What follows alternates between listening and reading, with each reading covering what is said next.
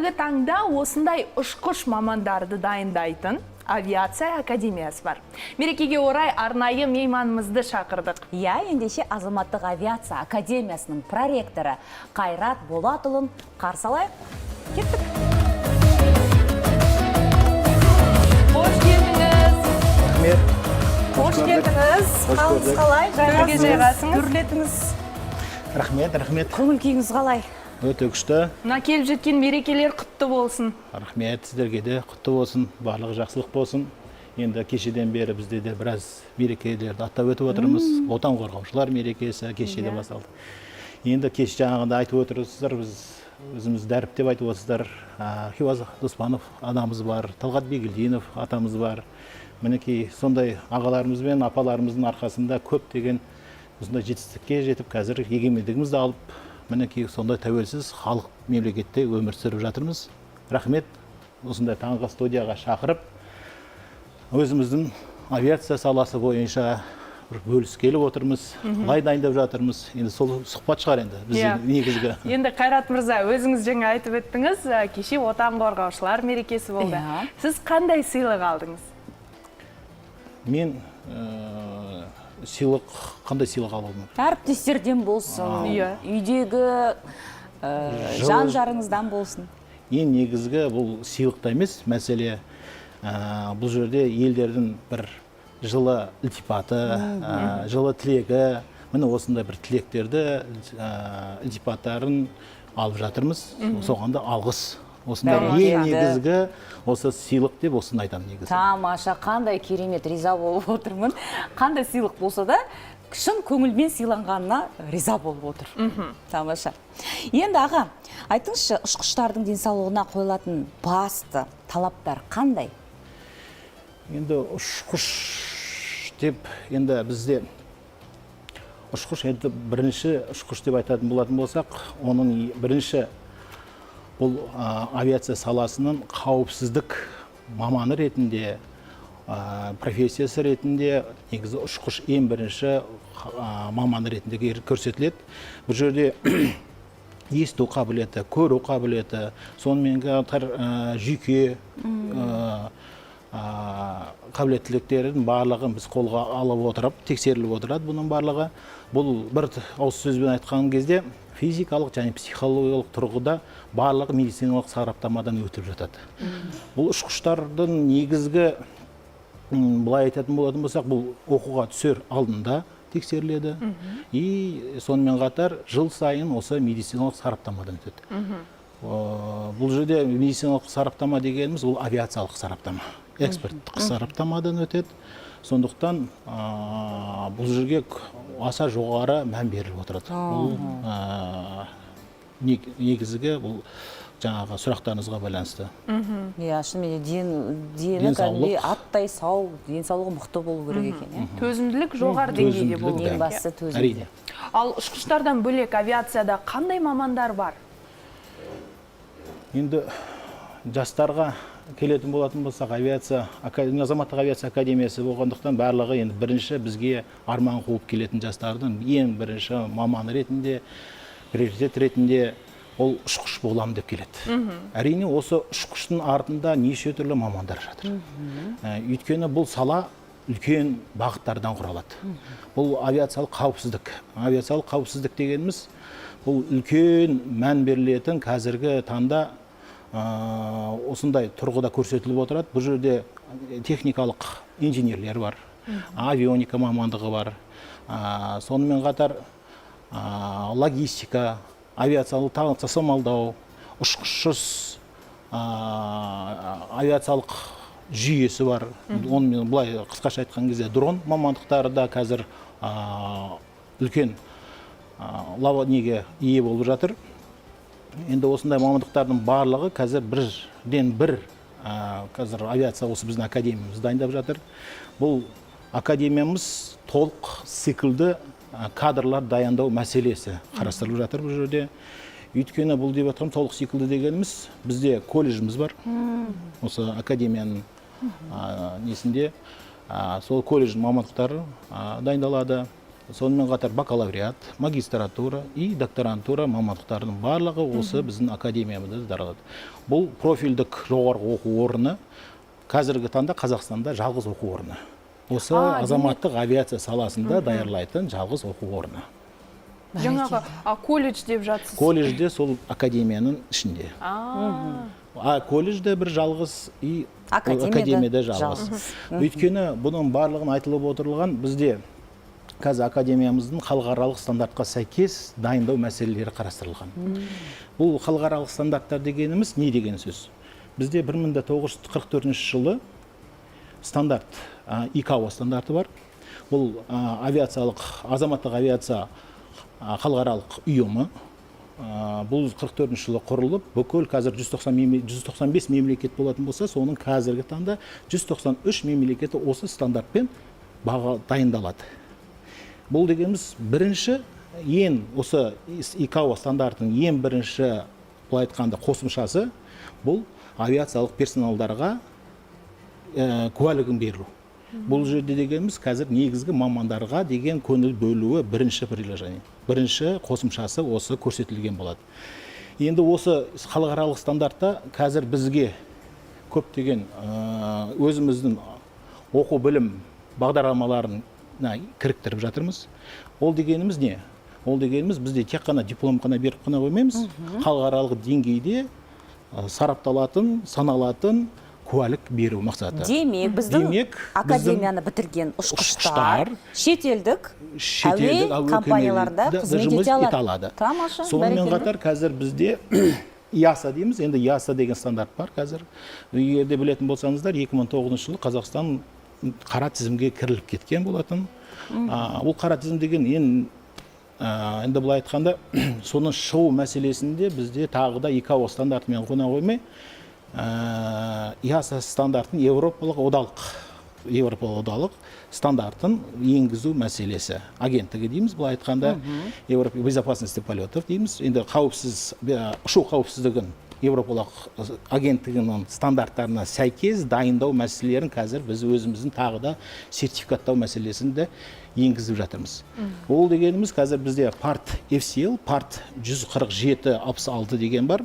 Енді парт FCL дегеніміз бұл жерде бұл ұшқыштардың стандарттары белгіленетін Европадалық. И екіншісі парт 147 бұл инженерлік техникалық мамандықтарға беріледі. Бұл жерде B1 дейді, B2 дейді, 2 дейді, B1, B3, B2 дейді. Енді сол 1B1 дегеніміз бұл жерде жаңағы техникалық мамандықтарға берілетін куәлік. И B2 дегеніміз бұл авионика мамандықтарына берілетін куәліктердің барлығын қазір біз өзіміздің бағдарламамызға, білім беру бағдарламамызға енгізіп кіріктіріп жатырмыз. Бәрекелді. Енді бұл дегеніміз жаңағы біз енді тәуелсіздігіміз енді білесіздер, 1991 жылы алып, 92 жылы осы ИКАО стандартын, енді бұл 44 жылғы болмаса, Қазақстан ретінде осы ИКАО стандартын 92 жылы кіріктірген болатымыз, өзіміз қабылдаған болатымыз.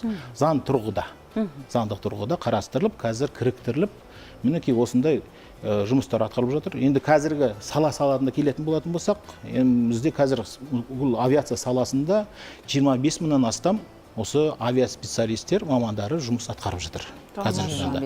Ал біз академия болып өзіміздің құрылғаны ретінде бізде 1995 жылы құрылған болатымыз. Бірінші түлегіміз 2000 жылдан бастап шыққан болатын. 5 жыл оқылып отыр енді. 5 жылдан кейін 2025 жылға дейінгі 12 мыңнан астам түлектеріміз қазір осы авиация саласында жұмыс атқарып жатыр. Енді оның 12 мыңнан астамы қазір 80% осы авиация салада жұмыс атқарып келе жатыр. Енді оның 12 мыңында барлық академиядан шыққан емес, бұл жерде жаңа колледжіміз деп отыр қой. Соның колледжде шыққан түлектердің саны 4 мыңнан астам, ал академиясына шыққаны қазіргі таңда 8 мыңнан астам осы түлектеріміз шығып, осы егемендігіміз елімізде азаматтық авиация саласында жұмыс атқарып келе жатыр. Бәрекелді аға, керемет. Бүкіл статистиканы жаттап алған екенсіз. Тамаша. Енді осы авиация саласына қызығатын жастар қаншалықты көп? Мысалы, жыл сайын қанша абитуриент келеді сіздерге? Енді бізде енді жаңағы сан жағынан, контингент санынан не үшін айтып жатырмын? осы енді бұл жалғыз оқу орны, бізде анау темір жол саласы 95-100 мыңнан астам, былай айтқанда мамандар жұмыс істеп жатқан жоқ. Бұл жерде шағын ғана осында енді өсіп келе жатқан, өзін тай басып осындай тәуелсіздігін алып келе жатқан осы мамандықтар дайындалып отырған. Енді соның ішінде қазіргі жыл сайын бізде 900-ге дейін, былай айтқанда, студенттер алынып жатыр академиямызға.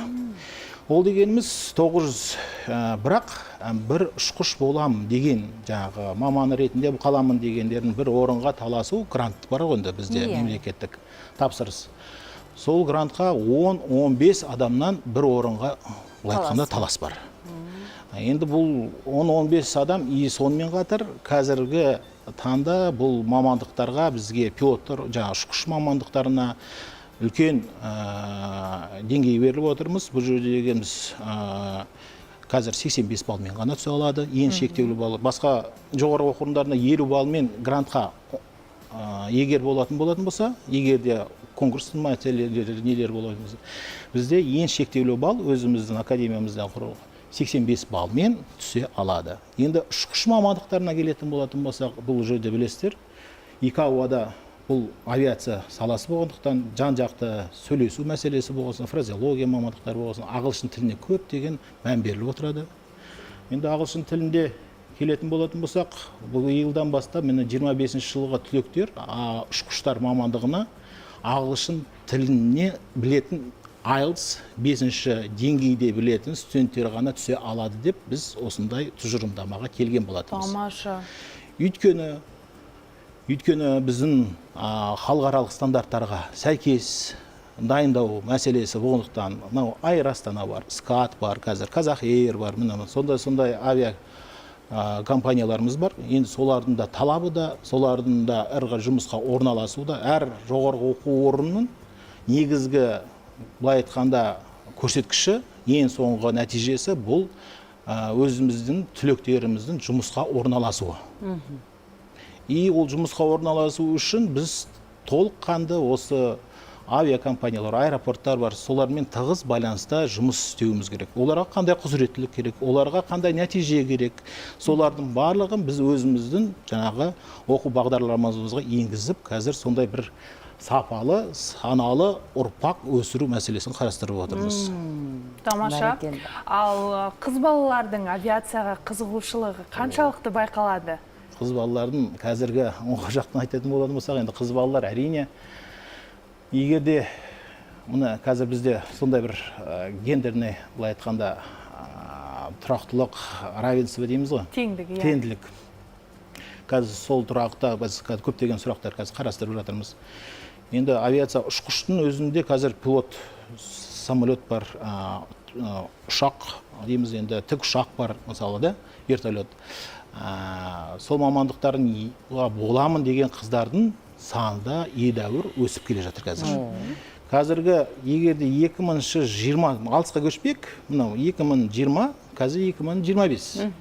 Міне, қазір 2025-те бізде общий контингент 25-26 жылғы контингентпен салыстыратын болатын болсақ, мысалы, ана жақта қаншалықты оқу қыздардың саны қаншалық оқу тұр? Ол жақта бір 5-10% қыздар саны болған. Оның өзінде де ұшқыштар мамандығында бір саран болатын, біреу болса, екеу болса, сондай ғана. Ал қазіргі таңда 27-де 5%, то есть бұл дегеніміз көрсеткішіміз уже 3 есе, мұны толық 5 жылдың ішінде көрсеткіштерінің өсуі қыздарымыздың осы мамандыққа қызығушылығы артып келе жатыр деген сөз. Енді ол 5 жылдың ішінде қарайтын болсақ, тағы бір жолға алға қарай жоспарлайтын болсақ, тағы 5 жыл біздің қыздарымыз бір 50-50 пайызға жол кетуі мүмкін. Сондықтан қазір ер балаларға да, өйткені оларда қазір қыз балаларымызда, мысалы, екінші пилот, бірінші капитан бар, мысалы, әрқайсысы қазір өздерінің орындарын тауып, осы салада жұмыс атқарып келе жатқанда өзіміздің түлектеріміз де көп. Бәрекелді. Енді қазір жасанды интеллекттің дамыған заманы, осы авиация саласында жасанды интеллект басқару мүмкін бе? Ұшқыштарды алмастыру мүмкін бе? Енді ұшқыштарды әрине қазір жасанды интеллект, технология заманы, дамыған заман. Енді оны жасанды интеллекті бұл артқа сырып қоймаймыз. Әрине бұл осы тұрғыда технология дамуының тұрғында да бізде академияның тұрғыда көптеген жұмыстар атқарылып келе жатыр. Өйткені салалар енгізіліп келе жатыр. Бұл дегеніміз қауіпсіздіктің қабілеттілігін арттыру мақсатында, мысалы маршруттарды оңтайландыру, былай айтқанда оптимизацияда. Сонымен қатар техникалық ақауларды болжау мақсатында осы жасанды интеллектердің көмегімен көптеген жұмыстар атқарылып жатыр қазірдің өзінде. Бірақ жаңағы сұрағыңызға байланысты бұл ұшқыштарды алмастыру мәселесі де өте қиындау. Өйткені бұл жерде адами фактор бар. Ойлану, өзіне жауапкершілік алу мәселесі бар. Көптеген жағдайлары бар, факторлар. Соған байланысты бұл жерде қазіргі таңда жасанды интеллект ұшқышты алмастыру деген бір сұраққа үлкен әлі сұрақ көп. Енді бұл бірақ жасанды интеллект жаңағы біздің ұшқыштарымызбен бірге бірлесе отырып жасанды интеллектпен ұшу мәселесін әрі қарай қарастыру мәселелері болжам бар. Енді бұл өйткені жасанды интеллекті бізде мынау қазір өздеріңіз білесіздер, салалық атлас дейді. Қазір азаматтық авиация саласында салалық атласты біз осы 2025 жылы бастаған болатымыз. Осы қазір уже біз бітіріп өткен жолы қайтадан осы салалық атласты бергелі отырмыз академия тарапынан. Бұл жерде енді сал академия емес, бұл жерде бүкіл авиакомпания, аэропорттарының бүкіл мамандары шақырылып, осы салалық атласты құрған болатымыз. Бұл жерде енді айтқанда қазір соның ішінде де көптеген мамандықтар қазір осы жасанды интеллекті алмастыру мәселесі. Трансформациялар болуы мүмкін. Солардың барлығы осы атласта қарастырылған қазір. Ұшқышты алмастыру мүмкін емес, бәрібір де мүмкін емес. Ұшқыштар жұмыссыз қалмайды демек. Бірақ барлық мамандықта біз қазіргі тұрғыда мемлекет басшысы өздеріңіз білесіздер, ай сана бағдарламасын ұсынған болатын болды. Сол бағдарлама бойынша да қазір бізде цифрлық құзыреттіліктердің, жаңағы жасанды интеллекттің құзыреттіліктерінің барлығын біз оқу бағдарламамызға енгізіп жатырмыз. Былай айтқанда